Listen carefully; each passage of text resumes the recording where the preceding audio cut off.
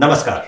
साल 2024 भारत के लिए राजनीतिक, सामाजिक, सांस्कृतिक और वैज्ञानिक दृष्टिकोण से बेहद महत्वपूर्ण साबित हुआ। इस साल देश ने कई बड़ी उपलब्धियां हासिल की और साथ ही कई विवादों और घटनाओं ने राष्ट्रीय और अंतर्राष्ट्रीय स्तर पर सुर्खियां भी बटोरी। सबसे पहली जो बड़ी खबर थी वो थी लोकसभा और राज्यों के चुनाव की खबर। 2024 में भारत ने 18वीं लोकसभा के लिए चुनावों का आयोजन किया। ये चुनाव न केवल राजनीतिक दलों के लिए बल्कि आम जनता के लिए भी बेहद अहम साबित हुए। सत्तारूढ़ पार्टी यानी कि भाजपा ने चुनावी मैदान में अपनी योजनाओं और उपलब्धियों के आधार पर जीत दर्ज कर ली। इसके अलावा राजस्थान, मध्य प्रदेश, छत्तीसगढ़ और तेलंगाना में विधानसभा चुनाव हुए। इन चुनावों में क्षेत्रीय दलों ने अपनी पकड़ बनाए रखी, जबकि राष्ट्रीय पार्टियों के बीच कांटे की टक्कर देखने को मिली। महाराष्ट्र वगैरह में जो नतीजे हुए वो हम लोग देख चुके हैं। इसके अलावा और राज्यों में भी भाजपा भारी पड़ती हुई दिखी। प्रधानमंत्री मोदी ने लगातार तीसरी बार प्रधानमंत्री पद की शपथ ले ली और नेहरू के बाद ऐसा करने वाले वो दूसरे प्रधानमंत्री बन गए। दिल्ली के जो मुख्यमंत्री थे अरविंद केजरीवाल, उन्हें प्रवर्तन निदेशालय ने दिल्ली की आबकारी नीति के मामले में गिरफ्तार कर लिया और भ्रष्टाचार के जो मामले थे उनकी जांच चलती रही। सोनम वांगचुक जो थे वो लद्दाख को अलग राज्य का दर्जा देने की मांग को लेकर भूख हड़ताल पर बैठ गए। त्रिपुरा शांति समझौते से 35 साल पुराना जो विद्रोह था वो इस वर्ष समाप्त हो गया। तिरुपति मंदिर के लड्डू में मांस और मछली के तेल के इस्तेमाल का खुलासा हुआ, इससे विवाद हुआ और सुरक्षा बलों ने इसी साल 36 माओवादी आतंकवादियों को एक ही साथ मार गिराया। यह भी एक बड़ी खबर थी। भारत ने अपना पहला हाइपरसोनिक मिसाइल लॉन्च किया और सुप्रीम कोर्ट ने अपराधियों के घरों को ध्वस्त करने की प्रथा के लिए एक पूरी प्रक्रिया ही घोषित कर दी, पूरी प्रक्रिया बना दी। गुकेश डोमराजू ने विश्व शतरंज चैंपियनशिप में जीत दर्ज की और 2024 में ये घटनाएं जो है वो विश्व भर में चर्चा का कारण बनी। कोलकाता का जो चर्चित रेप और मर्डर केस था वो भारत में चर्चा का कारण बना। पश्चिम बंगाल के कोलकाता में एक महिला के साथ जघन्य रेप और मर्डर के केस ने पूरे देश को हिला दिया। इस घटना ने महिलाओं की सुरक्षा को लेकर गंभीर सवाल खड़े किए क्योंकि वो डॉक्टर थी। राज्य सरकार पर कार्रवाई में देरी का आरोप लगा। उसके बाद पुलिस ने तेजी से जांच शुरू की और कोर्ट के हस्तक्षेप के बाद दोषियों को सजा दिलाने की प्रक्रिया तेज हुई। और उसके बाद वजीर एक्स पर साइबर अटैक हुआ। इसमें करोड़ों की क्रिप्टो करेंसी चोरी हुई और असम के चराईदेव मैदान को विश्व धरोहर का दर्जा भी मिला। उत्तराखंड में एनआरसी लागू करने की घोषणा हो गई। उत्तराखंड सरकार ने राष्ट्रीय नागरिक रजिस्टर एनआरसी लागू करने के लिए अपना जो फैसला था वो राज्य में अवैध प्रवासियों की पहचान और उन्हें रोकने के उद्देश्य से लागू कर दिया। इस फैसले को लेकर देश भर में बहस छिड़ गई।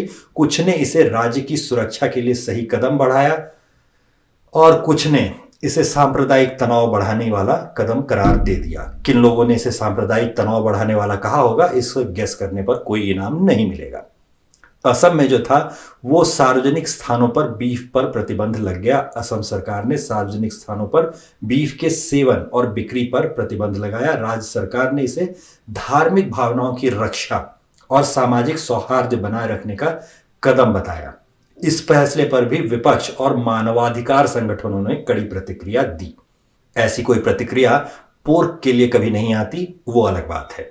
बिहार में छात्रों पर लाठीचार्ज हुआ और प्रतियोगिता परीक्षाओं की तैयारी कर रहे जो छात्र थे उन्होंने बेरोजगारी और परीक्षा में अनियमितताओं को लेकर काफी बड़े पैमाने पर प्रदर्शन किया। पटना में इस प्रदर्शन पर पुलिस ने लाठीचार्ज किया। इसमें कई छात्र घायल हो गए। इस घटना ने राजनीतिक हलचल ला दी। छात्रों की मांगों और सरकार की प्रतिक्रिया ने राष्ट्रीय मीडिया में सुर्खियां बटोरी। देश की महिला पहलवानों ने यौन उत्पीड़न के खिलाफ न्याय की मांग करते हुए दिल्ली के जंतर मंतर पर प्रदर्शन किया। उन्होंने भारतीय कुश्ती संघ के प्रमुख पर गंभीर आरोप लगाए। इनमें से कोई भी आरोप अभी तक सिद्ध नहीं हो पाए हैं, लेकिन इस प्रदर्शन को देश भर का समर्थन मिला और महिलाओं की सुरक्षा और खेल संगठनों में जवाबदेही को लेकर काफी चर्चा हुई। भारत के जो पूर्व प्रधानमंत्री थे और अर्थशास्त्री माने जाने वाले डॉक्टर मनमोहन सिंह, उनका 2024 के बिल्कुल अंत में निधन हो गया। उनके निधन पर पूरे देश में एक बहस छिड़ गई डॉक्टर सिंह के कार्यकाल में किए गए जो आर्थिक सुधार थे और उनके व्यक्तित्व जो था उसको याद करते हुए देश के लोगों ने उस पर चर्चा की। पक्ष और विपक्ष दोनों से बातें हुई, आमतौर पर विपक्ष से नहीं होती थी पहले। संसद के जो नए भवन था उसका उद्घाटन हो गया और ये आधुनिक और परंपरागत जो वास्तुकला थी उन दोनों के मिश्रण का एक उदाहरण है। ऐतिहासिक इमारत को भारतीय संस्कृति और आधुनिकता का प्रतीक बताया गया। उद्घाटन समारोह में प्रधानमंत्री, राष्ट्रपति और अन्य राज्यों के विभिन्न राज्यों के नेताओं ने हिस्सा लिया। इसरो की कई ऐतिहासिक सफलताएं इस वर्ष दर्ज हुई। भारतीय अंतरिक्ष अनुसंधान संगठन यानी इसरो ने 2024 में कई बड़ी उपलब्धियां हासिल की, जैसे कि सबसे पहला था चंद्रयान-3। भारत ने चंद्रमा की सतह पर सफलतापूर्वक सॉफ्ट लैंडिंग करके इतिहास रच दिया था। आदित्य L1 सूर्य की परिक्रमा के लिए लॉन्च किया गया था और इसरो की वैज्ञानिक क्षमता को इसने भी प्रमाणित किया। इन मिशनों ने भारत को अंतरिक्ष विज्ञान के क्षेत्र में अग्रणी बना दिया है। खेलों में भारत का ठीक ठाक प्रदर्शन रहा। 2024 के जो एशियाई खेल थे और ओलंपिक के क्वालिफिकेशन में भारतीय खिलाड़ियों ने अच्छा प्रदर्शन किया। नीरज चोपड़ा ने एक बार फिर से स्वर्ण पदक जीतकर देश का नाम रोशन किया। मीराबाई चानू और पीवी सिंधु ने भी अपनी उपलब्धियों से देश को गर्व करने का मौका दिया। भारतीय पुरुष और महिला हॉकी टीमों दोनों ने शानदार प्रदर्शन किया। प्राकृतिक आपदाएं और जलवायु परिवर्तन की कई घटनाएं प्रमुख रहीं। साल 2024 में भारत ने कई प्राकृतिक आपदाओं का सामना किया। हिमाचल प्रदेश और उत्तराखंड में भूस्खलन और बाढ़ की घटनाओं ने व्यापक पैमाने पर तबाही मचाई। जलवायु परिवर्तन के जो प्रभाव थे उसने इन प्रभावों पर गंभीर चर्चा जो थी उसे तेज कर दिया है। सरकार और गैर सरकारी संगठनों ने राहत कार्यों में बढ़ चढ़कर हिस्सा लिया।